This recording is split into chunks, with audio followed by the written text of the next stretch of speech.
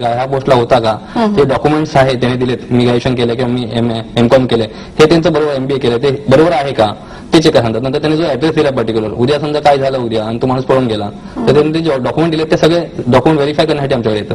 खरं तो एक प्री एम्प्लॉयमेंट म्हणून पार्ट आपण बघतो. निश्चित. आपण एक फोन घेऊया. ठाण्याहून सागर यांचा फोन आलेला आहे. बोला सागर, प्रश्न विचारा आपला. हॅलो, नमस्कार तुम्हा दोघांनाही. नमस्कार.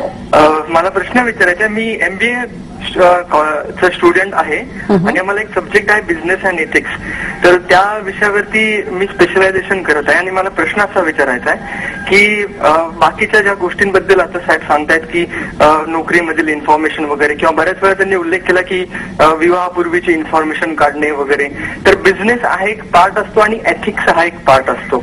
तर तुम्हाला खरंच असं वाटतं का की हे एथिकली बरोबर आहे की एखाद्या व्यक्तीबद्दल, एखाद्या मुलीबद्दल आपण तिला न कळवता तिच्याबद्दल छायाचित्र जमा करणं किंवा इन्फॉर्मेशन काढणं, हे बिझनेस आणि एथिक्स तुम्ही कशा प्रकारे याची सांगड घाल? एक तांत्रिक प्रश्न त्याने उद्भवला. तुम्हाला एक प्रोफेशन म्हणून तुम्हाला प्रोफेशन म्हणून जसं त्यांनी सांगितल्याप्रमाणे की मुलीची किंवा मुलाची जे आपण छायाचित्र काढतो ते तांत्रिक म्हणजे लिगली ते चुकीचंच आहे. पण त्याच्यासाठी आम्ही काय करतो की जो कोणी आम्हाला केस देतो त्याच्यावर आम्ही बॉन्ड पेपर स्टॅम्पवर बॉन्ड पेपरवर लिहून घेतो की ह्या माणसाने आम्हाला केस दिली आहे आणि ह्या संदर्भात केस आहे. समजा ती धीरूभाई अंबानीची रिलायन्स असेल त्याने ती आम्हाला त्या एम्प्लॉयमेंट व्हेरिफिकेशनसाठी दिली आहे, त्याच्यासाठी आम्ही एक करार करतो त्या आमच्या दोघांमध्ये. तो करार असून त्याच्यावर तो स्टॅम्प मतलब नोटरी करून तो करार केला जातो आणि त्यानुसार आम्ही काम केले जातात. असं नसतं की कोणी सांगितलं फोन केला आणि लगेच तिकडे गेलो.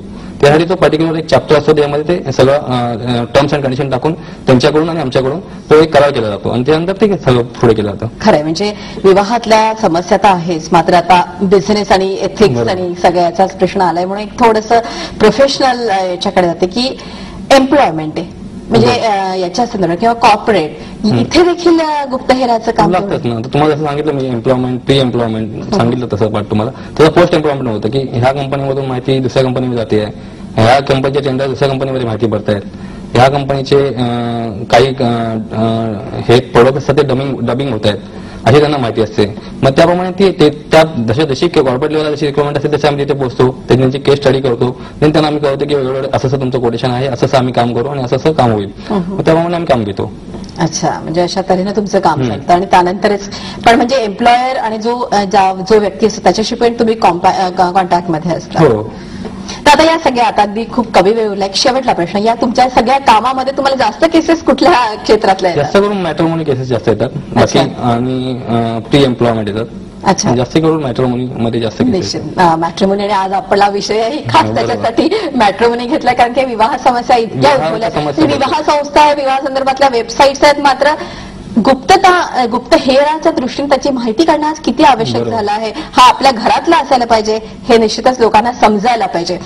सतीशजी, तुम्ही आलात, अर्धा तास दिलात आणि इतकी महत्वाची माहिती आमच्या प्रेक्षकांना दिली त्याबद्दल मनपूर्वक धन्यवाद. नमस्कार. सतीश मांगले आपल्याकडे आले आणि खरोखरच गुप्तहेर म्हणजे आपल्याला भीती वाटते, परंतु गुप्तहेर किती आपल्या घरातला असू शकतो, किती विश्वासानं आपण त्याला माहिती सांगू शकतो आणि आपल्याला हव्या त्या गोष्टी मिळवू शकतो हे आपल्याला लक्षात आलं. तेव्हा गुप्तहेराला न घाबरता गुप्तहेराची मदत घ्या. गुप्तहेरांच्या दुनियेत हा जो आपला विशेष कार्यक्रम होता. आज आपण इथेच थांबू, मात्र आपण पाहत राहा झी 24 तास, एक पाऊल पुढे.